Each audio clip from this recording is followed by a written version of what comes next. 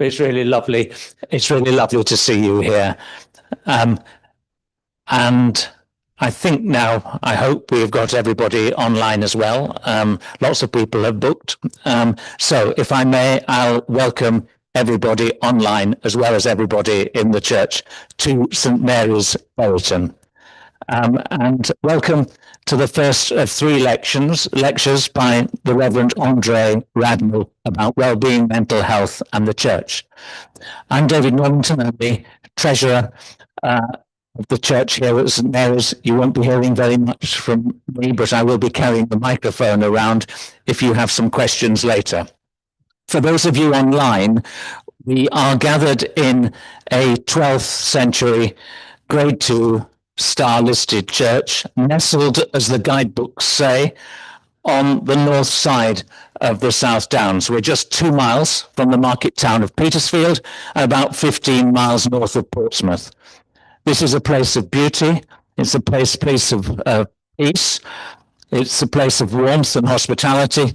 And of course, most important, it's a place of Christian worship.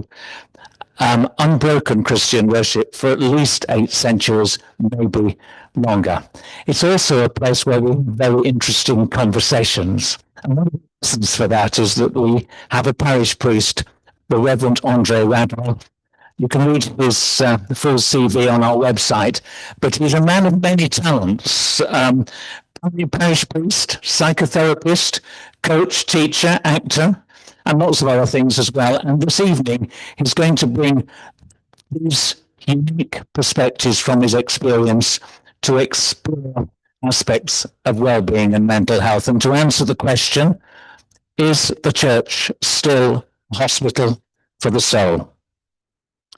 He's going to talk tonight for about 40 minutes, 30 to 45 minutes, then there'll be time for questions, both online and in the church.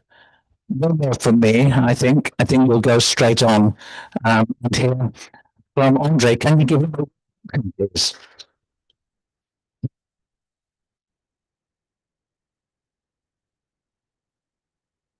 Thank you for that welcome. And also, it's great to be not only with all of you here at St. Mary's in Brereton on this beautiful summer's evening, but also with all of you that are joining us online as well, whether you're on YouTube or whether you're on Zoom. It's great to be talking with you.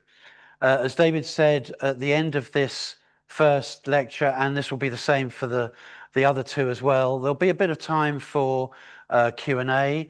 So if you're online, you're welcome to contribute a question. I can't say we'll get through all of them, but we'll certainly take questions at the end. Let me just say a couple of things in terms of setting the scene for this conversation about mental health, well-being and the church. I think the first thing to say is that this is not going to be like a clinic where I'm going to be dispensing pearls of wisdom about how to improve mental health. Now, there will be some stuff around that, but really more at the kind of church-wide level. But it's not, we're not doing therapy, basically. I think that it's worth saying that if anything does get stirred up for you, or there's some kind of issue you would like help with, there will be a list of agencies and places that do offer help at the end of the talks. The other thing to say, I think, is that really I'm just speaking, although I am, of course, a priest in the Church of England, I'm not speaking on behalf of the Church of England. I'm really just speaking on behalf of myself and the kind of experience that I bring to this topic, not just from working within the church context, but again, as you've just heard, I've also worked outside this context in the mental health field for quite a few years. So I'm going to be speaking in somewhat broad brush strokes just to get the conversation going. And I'm going to take a fairly positive view of how the church can be really helpful in this area of mental health and well-being. I'll just say a little bit more about myself if you don't know me. And these are some of these things I don't usually kind of talk about in church, but they're part of my CV. So I should say that for those of you that are here in Brereton, I started out my journey with mental health not very far from here at a place called St James's Hospital down in Portsmouth. Now, when I was training at St James's, it was very much an old-fashioned kind of really a Victorian place still, but that's where I started. So when I left school, I thought I'll do some sort of social work or some kind of helpful thing in the year before I go off and study politics at university.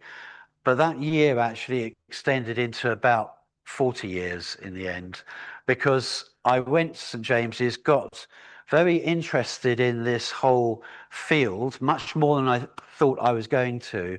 Ended up training as a mental health nurse and worked in different places in that capacity, including the Priory Hospital. I was involved with, I ran an eating disorders unit at one point, and worked with addictions, worked with acute psychiatry, and then eventually went on into being in private practice.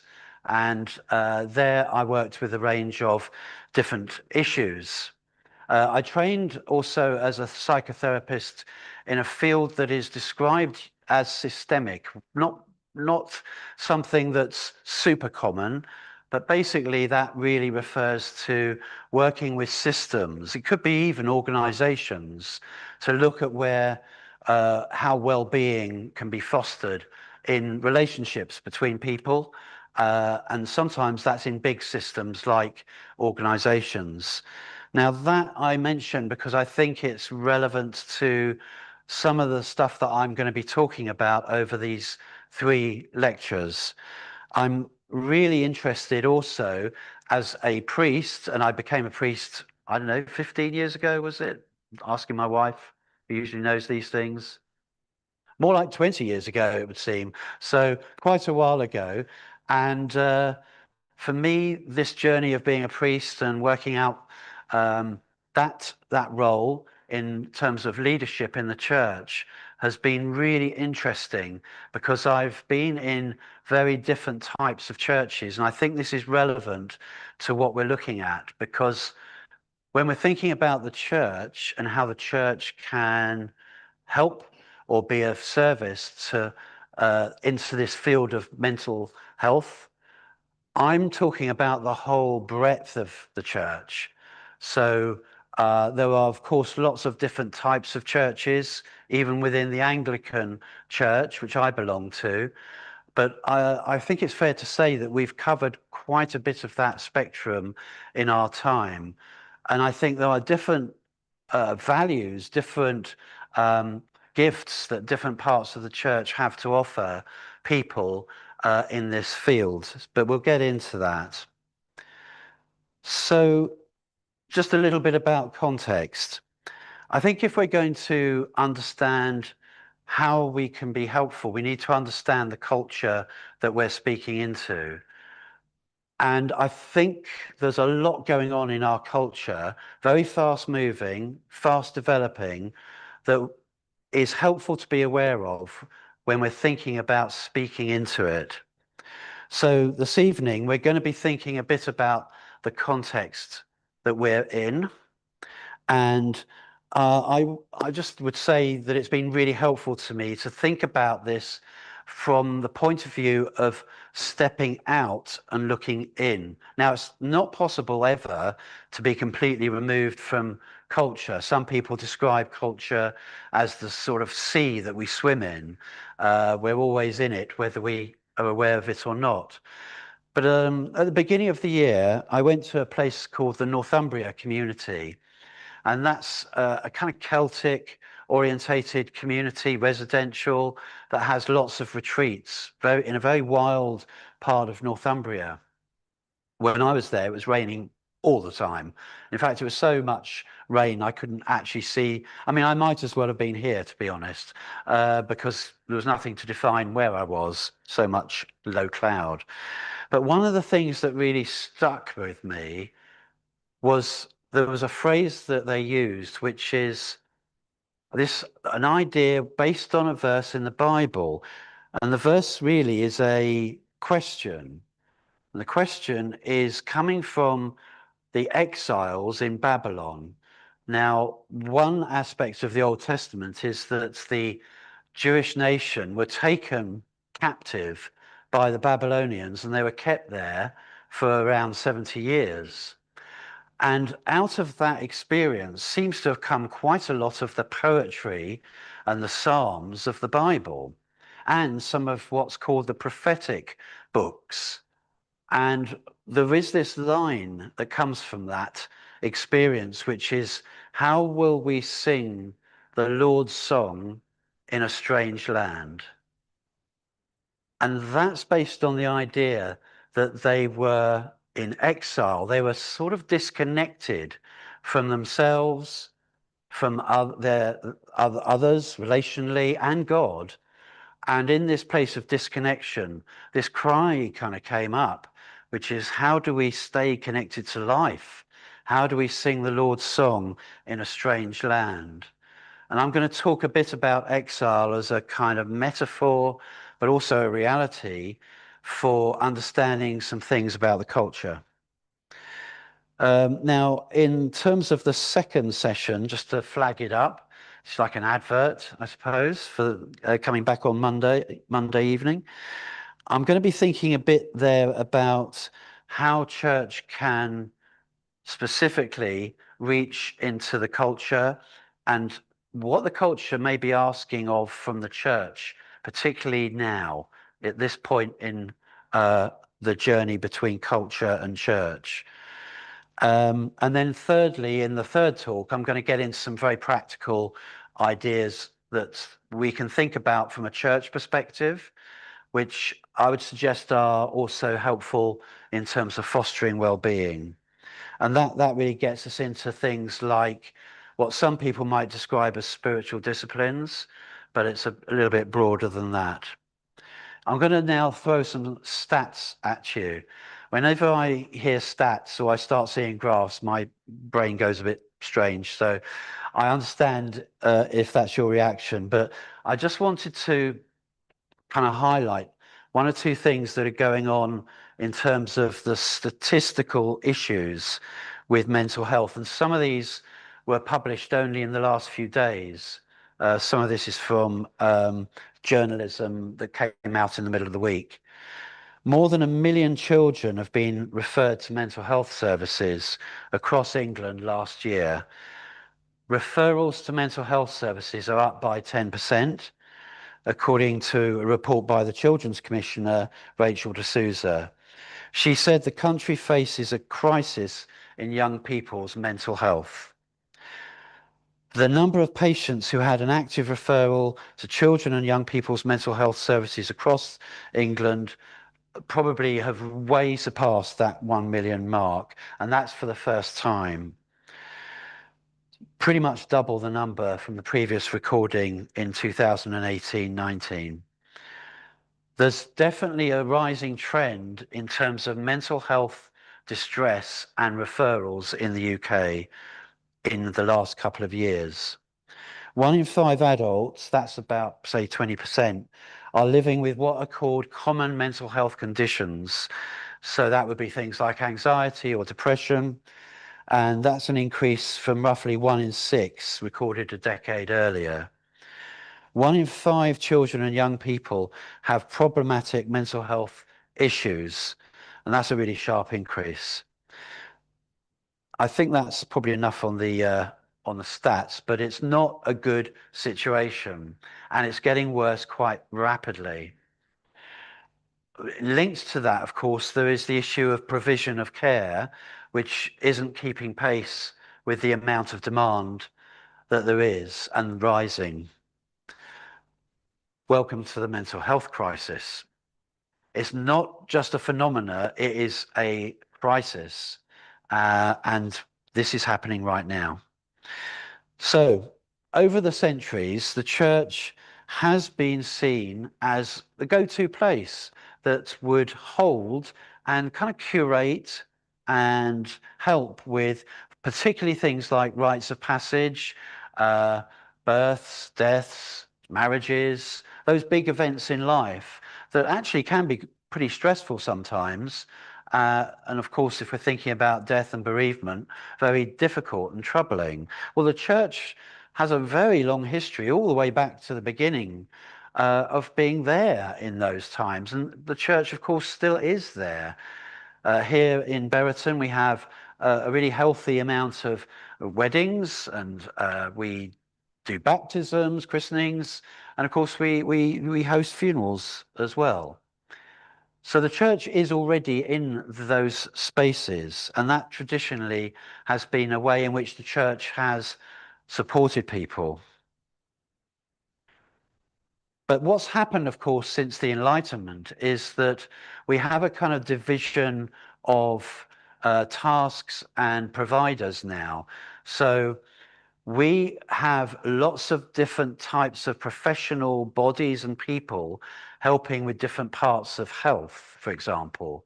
So I'm not going to advertise the trade name of this, but I wear a watch that records a lot of health data, including things like sleep for me. And this watch can, if I'm not careful, start ruling my life because you can't start checking in with it and it will tell you a lot of information. And that now has sort of taken on a chunk of my sort of physical health management. But of course, we're living in the supermarket or the hypermarket of different types of help, different types of provision. Of course, am one of those people in the providing industry as a psychotherapist. I don't do much of that now, but in the role of being a therapist, I would be part of that industry, really. But that's before we even get to the influencers and the people who are like self-help gurus, perhaps online, and the plethora of advice, help, suggestions that are out there. So that is kind of different, and it has been supercharged by the internet. This isn't just true of mental health provision, but this is also actually true of spirituality provision and offerings. There has been quite a big increase in, as it were, self-made religion. And sometimes that can be helpful, but oftentimes it's very bespoke to the individual's taste. But again, we're living in a hypermarket of many different types of provision there. So I'm going to pick out one or two key things that I think are true of where we are at in the culture right now. I think this idea of exile, firstly, is a kind of state of being that's almost below the level of awareness or consciousness. And what I mean by that is when I've talked to clients over the years, one of the biggest issues is a sense of disconnection, not feeling connected to other people, not feeling connected certainly to God, but also not feeling connected to oneself either. This kind of disassociation, particularly something that can happen when people have been traumatized. But another thing that I think is really, really common is loneliness. And I'll talk a bit about that. There's also the issue of identity. What does it mean to be a person? How do we define our identity in the culture now? And that's linked a bit to individualism, which is, I did it my way. It's very sad, actually, as a priest, to to go to funerals sometimes and find that one of the most popular songs that people use at funerals. Can you guess what that would be? I did it my way. I Did It My Way by Frank Sinatra. Really great song, but what does that say about somebody's last kind of parting message at the end of their life? I did it my way. Something else that we are grappling with is what I would describe as being human doings rather than human beings. We live in a culture which is kind of very much around what have you acquired and not so much what's the point of it. And finally, I'm going to touch on the loss of big stories. I trained from a therapeutic point of view in, I suppose, what could be called quite a postmodern perspective, which was basically, reality is what you make it. We can construct stuff, and we don't have to be too tied to the dominant sort of narratives. Now, that has had an effect on the church, no doubt about it. But I actually think we're living in a time when people are really interested in what the church has to say about what's the meaning of life. And there's some evidence that people, particularly younger people, are starting to come back to the church exactly with that question, what's the point of it all? And of course, as I said just now, that's also the demographic that is really struggling in a lot of cases. Okay, so loneliness. Just to say that in the UK, 22% of adults experience loneliness some of the time, 6% experiencing loneliness in a sense chronically. Loneliness is linked to mental health issues.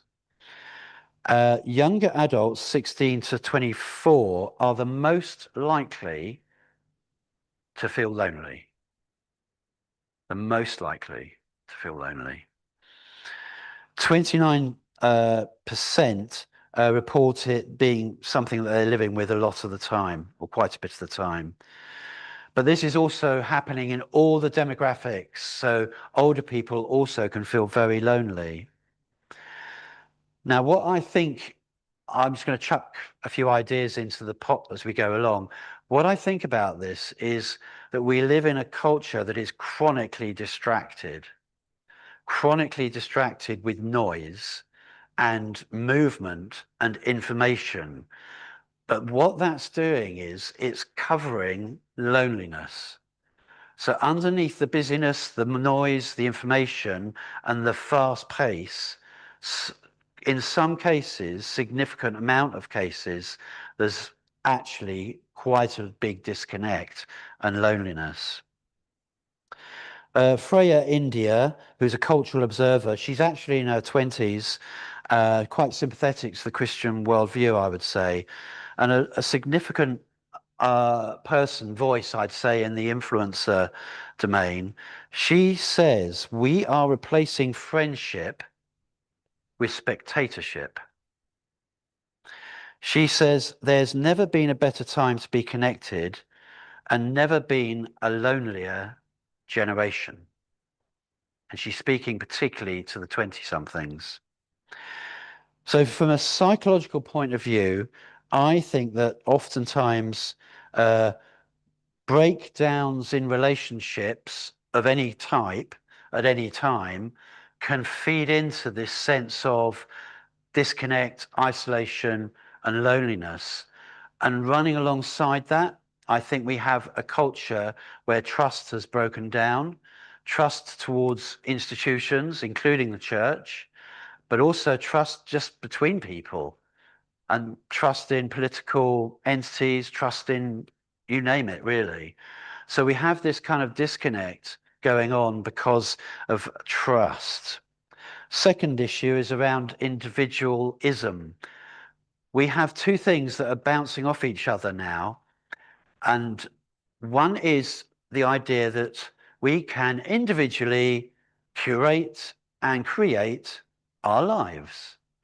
This has been around for a few years now, and individualism would say you can be whoever you want to be.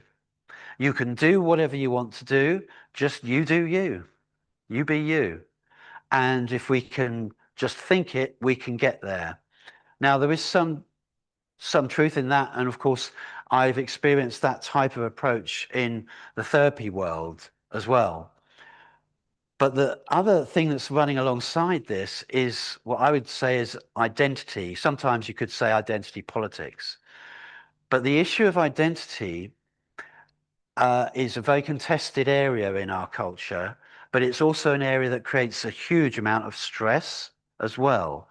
So if you are working with the idea that you need to curate and create your life, that means all the responsibility for what happens is on you.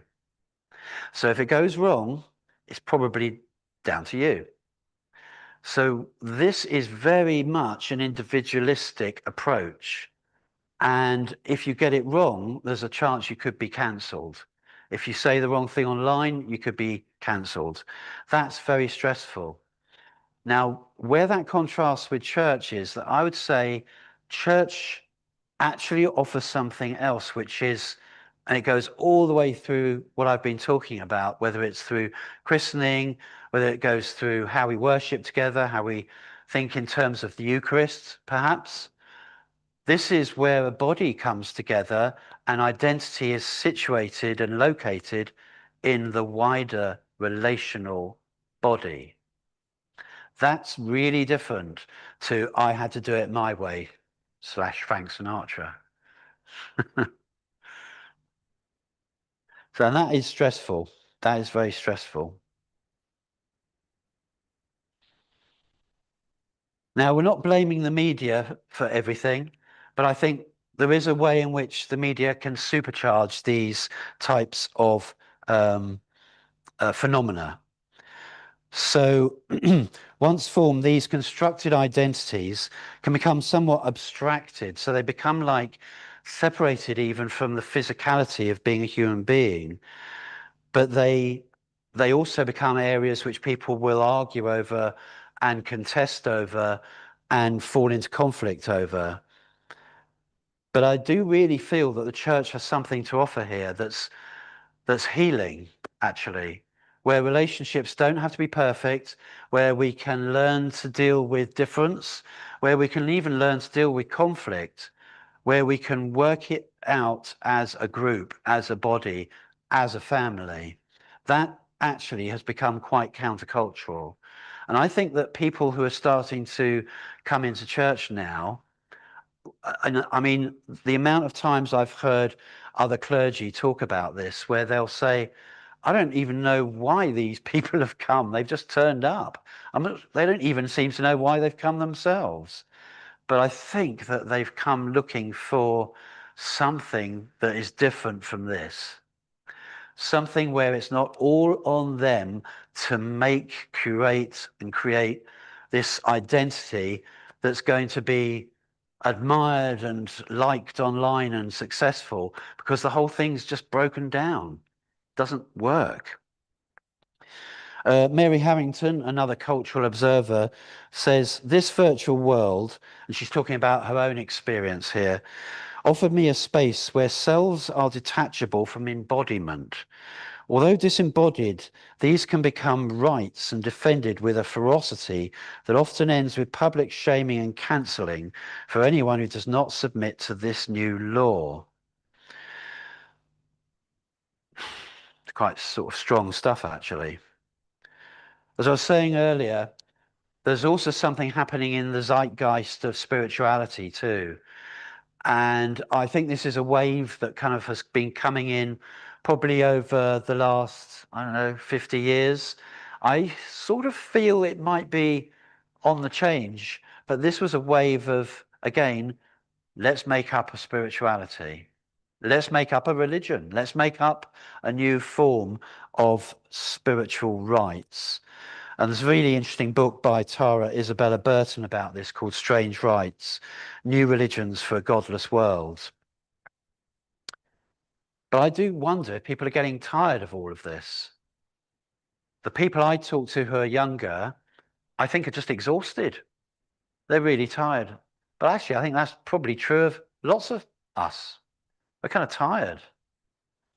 And it can get really disillusioning trying to create these wonderful utopian worlds when you have no chance of getting on the housing ladder. You have a broken kind of relational landscape. You don't know who to trust. And institutions are either now not there at all or untrustworthy according to the current narrative. Again, Mary Harrington picks up another point, which is that relationships may have become replaced by individual desires. So rather than kind of managing things through relationship, we might now be in a situation where even in the church, and I think I'd have to say I've sort of seen this. I'm not saying that would be here in Brereton, but in the bigger picture, we can end up kind of thinking about, what do I need God to do for me? What do I need to get from God now? What feeling do I need to get? What solution do I need to get? And then we get disappointed when it doesn't happen. But I'm going to argue more in the second lecture, but I'll start here. I'm going to argue that our identity is formed in relationships that God created. God created us for relationship. We're actually created, if we go with the Christian theology on this, we're created in the image of God who is relational. If we think about that Trinitarian picture of Father, Son, Holy Spirit, sometimes described as a dance between the three, if we're created in the image of that, then we're not actually even created to be atomized, individualistic people seeking our own salvation and doing it our way. We're actually created to relate. So I think identity comes out of dialogue rather than monologue. And if you're familiar at all with any of my work over the last few years, this actually goes back to my research, which I did when I was training to be a therapist. I think one of the core things that's an area of interest for me is, how do we move from monologue to dialogue? Because it's very easy to get stuck in one way of thinking, which becomes a monologue and doesn't have any space for anything else. I think church can be a place of dialogue. So when in a previous church that we were in, which was really like a house church, well, it was a house church, it was in a house. Uh, and that it was a church where we had a mixture of people, some were in the arts, performers, and so forth. And the way that sermons would go is that somebody would say some ideas, and then other people from the floor could just interrupt, contradict, argue. I'm not inviting you to do that right now, by the way, but that's a very rabbinic way of working, actually, and it's very dialogic. So it's not one person with all the knowledge at the front, just imparting pearls of wisdom to everybody else. It's a two-way street, and I think that's quite healthy. This thing about human doings or human beings, we do kind of live in this world, and again, this is another pressure that I think is leading to mental health or contributing to stresses on people, which is this idea that we need to acquire certain things in order to have any worth at all. So these things would be things like, well, it could be money. There's the obvious things like money or status or success, or it could be followers, or it could be relationships, or it could be, and none of these things, by the way, are necessarily bad. But something I've noticed from my work in therapy is that some of the people I've worked with have been quite successful, and they have actually ticked off a lot of these boxes. And then they get to the end of it and they go, I have no idea what the point of my life is. I've done those things, but that didn't really answer the question about meaning or the point of it all. And that really brings me to the final part of this, which is thinking about the big story. Now, when I was growing up, I don't know if you did this, but I read the Narnia stories. Did anyone else read the Narnia books, the C.S. Lewis books? Quite a few of you did. Now, I grew up in a household that was, I guess you'd say, it was nominally Christian. So my parents would go to church, quite a traditional Anglican church, uh, about 3 times a year. And I think it was probably for Christmas and for Easter.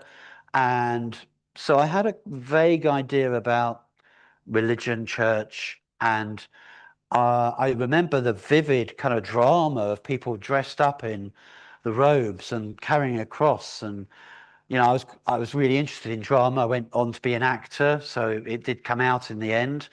Um, but we weren't really Christians in beyond that. But I read these books when I was about 7, and they had a massive impact on me.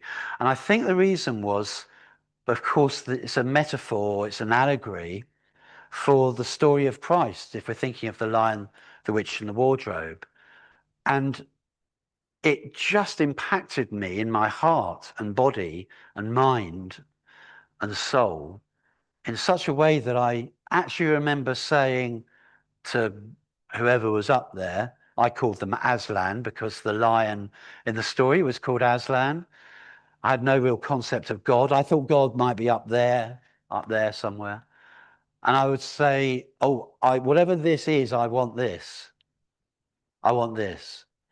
And what it was that it was a big story. It was a powerful story.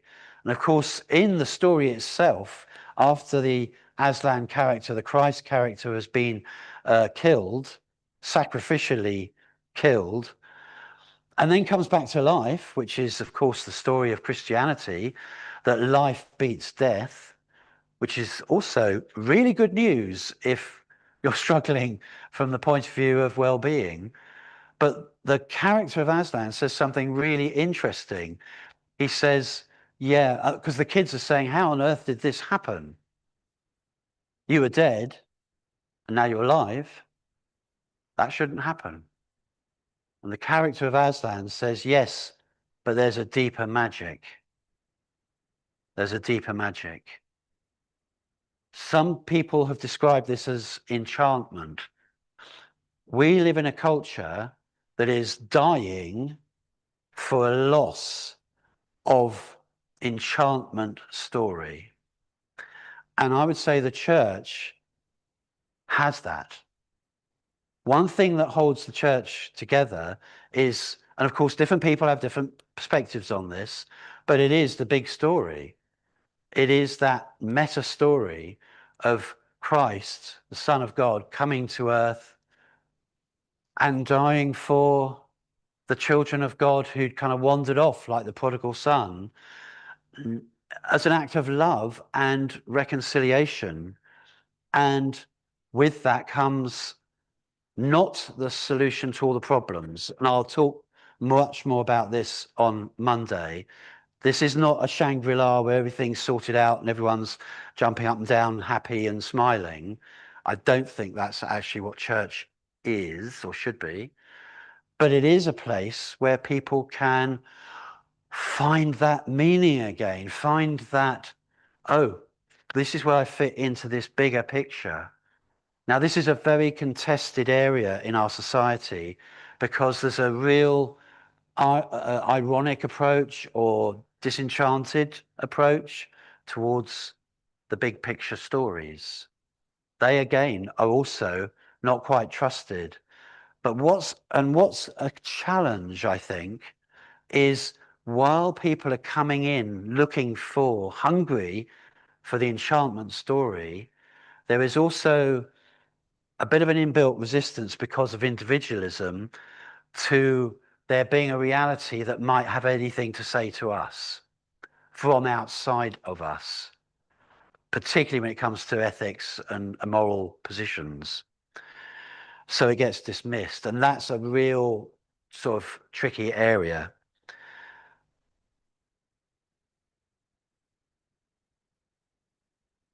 So in conclusion, on this first section, we're living in a world, in a culture that has lots of sometimes competing forces that are acting upon and contributing to people's sense of worth, well-being, and mental health. But I think that just like the prophets who were speaking into the Babylonian exile's life, that the church also has a prophetic role to play. And it's the same role. It's the same role that Ezekiel was in when he called back to life those people that were described rather poetically as kind of broken and scattered all over the floor of the desert. You know that song, those bones, them, dry bones, them. It's based on that.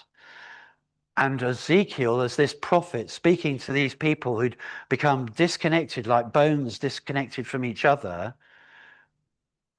he was calling them back to who they were, where they belonged, God and each other. I wonder if the church is uniquely placed, actually, at this time, not to tell people what to do, not to correct people, as it were, but really through love and relationality to enter into that prophetic call again, to call people back, the sleeping beauties, if you will, who've become disassociated and numb because of all these pressures that are bearing down on them and essentially have ended up fragmented and lonely, to come into community. There's another young writer called Lamorna Ash, who's well worth looking up, actually. And she recently put out a book called Don't Forget We Are Here. She's a really interesting writer because what she did was she had some friends who became Christians, and then not only that, but they wanted to go on and become vicars in the Church of England. And she was looking at them and thinking, well, why? Why? What's possessed them to do this? And it intrigued her so much that she went on a kind of research mission for a couple of years, going into different Christian communities, different churches, different streams of church in the UK. This is quite recently as well, really on a journey to see if she could find God for herself, but to just understand, is this real? And it's a really honest book. She doesn't pull any punches on the things that she finds unhelpful, but she also says this: I think I might need, and this is the end of all of this research, I think I might need the ritual of Sunday worship to discover the courage to become the version of myself I would like to be. I choose to hold my nerve. I choose to become a Christian, with my skepticism about organized religion still intact. I was surprised by the number of my friends who described to me times of desolation or breaking point in which they've ended up in church, engaged in something that approximated prayer. There are no other public spaces which fulfill this requirement in this particular way, acting as portals to direct you to places outside your ordinary modes of thinking. And there we have that opening up, I think, into dialogue rather than holding on to the way it's always been. Okay, so I'm going to conclude at this point. There might be lots of questions that you have. If you're thinking of a question, there are no kind of silly questions, because if you're thinking it, probably somebody else is thinking it as well. So we'll take questions now. Just to say that if you are looking for further resources, as I said at the beginning, they are up on the screen. And also to say that just want to know a bit more about me, my website's at andreradmal.com, and I will be doing a masterclass later in the summer in leadership for those that might be interested in leadership. That'll be a free masterclass online. So over to David, who's going to be our helper with the roving mic. If you have any questions, just put your hand up and we'll come to you. And also, if you have any questions online, just let us know those as well. So any questions?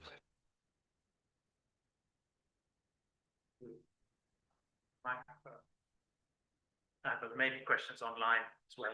Have we got anything online? Anybody has to have somebody in the church first. Don't be shy.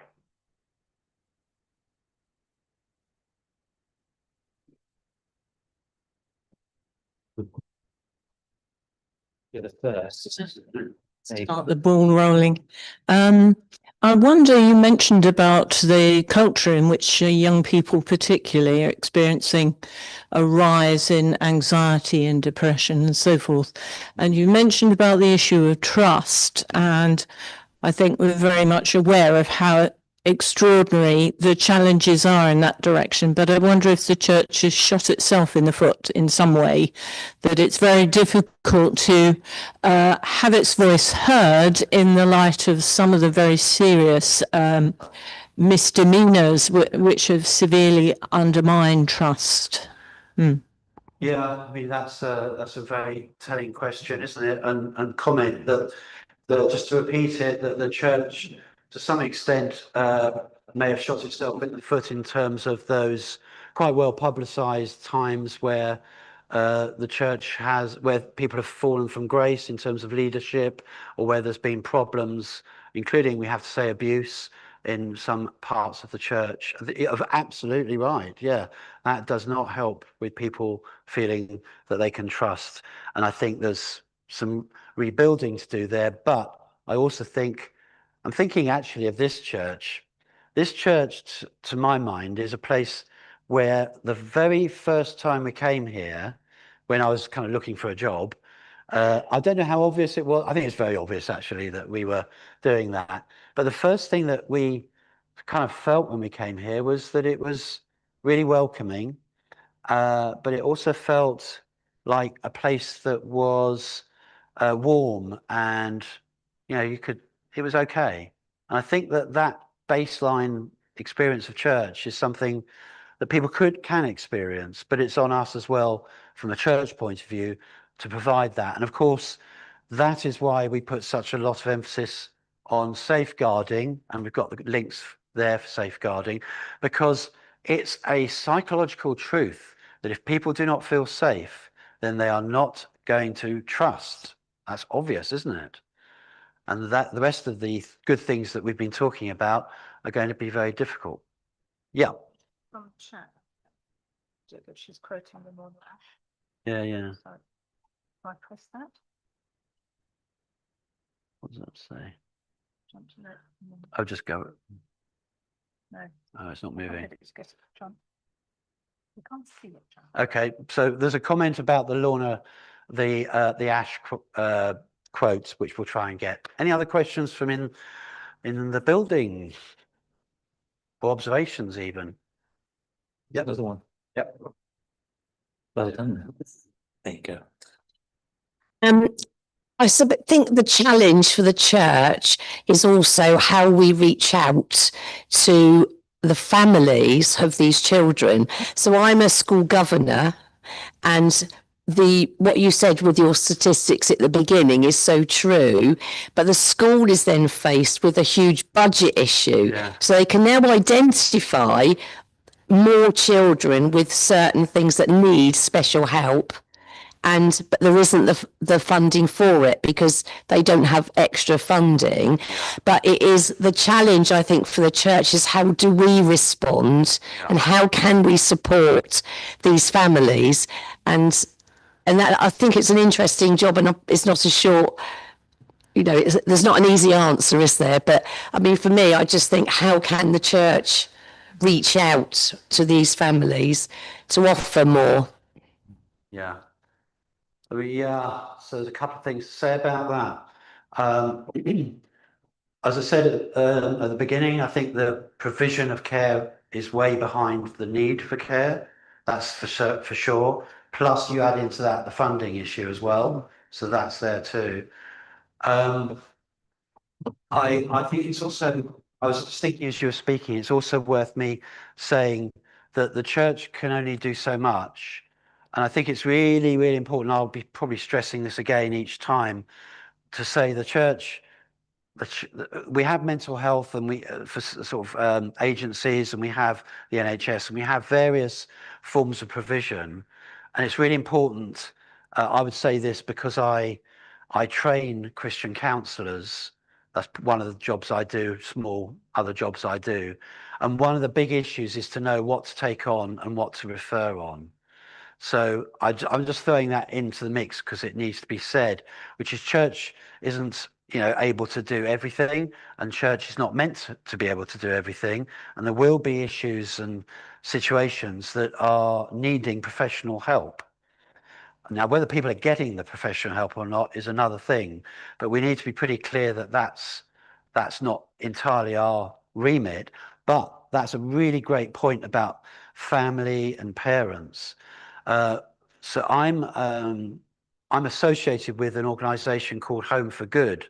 Now, Home for Good, which my daughter actually is involved with in Scotland, Home for Good is a network really that supports the church in being trained and resourced and encouraged and built up to be able to be in a good position to offer fostering, or individuals or families to offer fostering to those that need it, because there's a huge lack of provision in that area as well. And so I think there are ways in which we can support the families, or we can support parents. And I would hope that we would be, getting alongside people in that way, actually. Yeah. Have we got the thing? Okay, so should the church be thinking of training up school chaplains to help with this problem? Oh, that's a really interesting question. Now, without advertising too much, the place that I work in a little bit, and I do some training at MA level in, is Waverley Abbey. Now, Waverley Abbey is a resource to be aware of, because they actually, I think, do some training and resourcing for chaplains. Not sure if it's school chaplains, but they do some work, and they did it recently. So worth looking on their website if you're interested in that. What's the second one? We no longer have. So so it's really a comment, isn't it? So we no longer have a village of support, if we ever did, but one of the things we can do is strengthen community by joining in. The best thing is when the church or diocese is asked by the community to gift expertise. Yeah, absolutely. So we can, it's really important, isn't it, to be engaged in the community, but also to have a sense of what the community might need. Not that we're, coming in and saying we've got all the answers, but we have things that we can offer. Sometimes it might be really practical stuff even. Yeah. Any other questions or comments?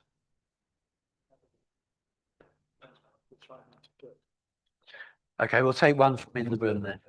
I think just picking up on your point about meeting the needs of children in schools and the families. I'm involved in schools as well, and I echo your point about there's a massive need at school that schools are not able to meet. Teachers are being asked to do able to at the moment. It's just not realistic. They're trained as teachers and they're asked to be social workers, family, mental health people. It's just ridiculous in terms of what they're being asked to do. But I think what I see, where I see the church can plug a gap really that is there, is the lack of support for families and youth work and children's work, in terms of just offering churches being available as spaces for stay and play, for parent and toddler groups, for generic youth work. It doesn't have to be targeted youth work. It's generic youth work, in terms of opening up the church as somewhere you can come and do your homework, as somewhere you can come and play games, as somewhere you can just come and be, where the budgets for youth work in terms of the local authority funding and things like that are just gone. We don't do youth work anymore. But the church can do that in terms of they've got buildings, and if they can get the right kind of volunteers or even employees, then actually that's definitely plugging a gap there and bringing people into church. Thank you. So yeah, it was just really commenting there on how church can be a resource and provide space in a building, and a little bit of support perhaps as well with things like after school clubs or resources for young people or children.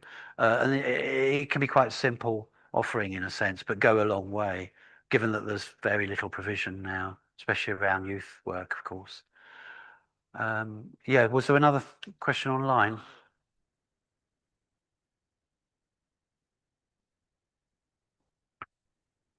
Okay. Okay, so just really a comment, I think, which is that parents are also much more open, especially in faith schools. I don't know if that's generally the case, but anyway, how do I build and support my child's faith when I might not know much about it? Yeah, I mean, I think that these things are always, I mean, that's a bit more about building faith, but these things are always around dialogue again, I think, and also having the dialogue with teachers perhaps as well, and working and that partnership with those that are providing input, say a faith school, for example, dialogue, learning, yeah, finding out. Okay, I think we've probably just got time for one more comment or question. If people are interested in training to be a school chaplain, go to WMH College, do work with school chaplain, community chaplain, with the chaplains, etc. Oh, that's just telling us that's a good thing to do. Yeah, I mean, I think just go and check it out on the website with Waverley. I'm not sure about school chaplains, but I know they do certainly do some resourcing and training around chaplains generally. Yeah. Okay. Great. I think we'll leave it there. You may, if you're coming back on Monday or Tuesday, you may have, that's another chance to ask more questions. But it's been great to be with you this evening. Thank you very much, Andre. I've got to be over here. The director here with me. Is this working? Okay. Yeah. Just talk. I just need to talk. It's the other. It's the other one.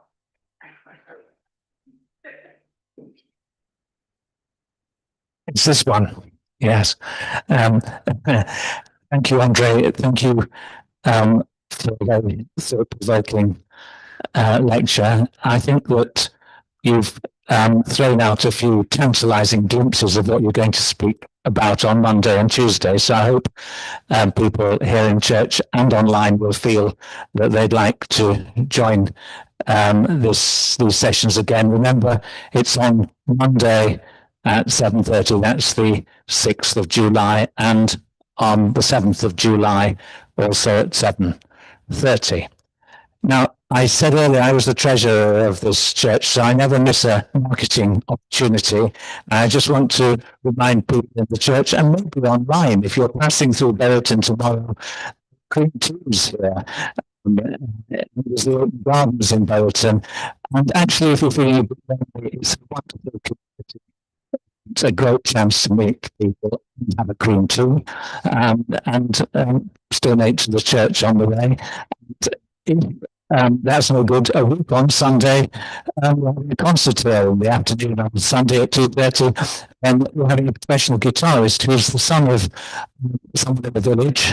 We're very lucky to have him, and he'll be playing classical pieces, jazz pieces, and pieces from the American Songbook. That's another great social event again, another opportunity to come to the church and be with other people and enjoy some refreshment as well as hearing some wonderful music. But the main thing is that you come back on Monday. Don't forget, Monday the 6th at 7:30. Hope you'll join us online as well. And of course, as treasurer, I have to say, if you want to donate as you go out, or if you're online, you can do, or you can always tap your card on the machine as you go. Of course, these occasions are free, but this church doesn't run on fresh air, although we'd like it to. Andre, thank you very much indeed. I'm grateful to you for your thought-provoking talk. So I think if we gave him a huge round of applause.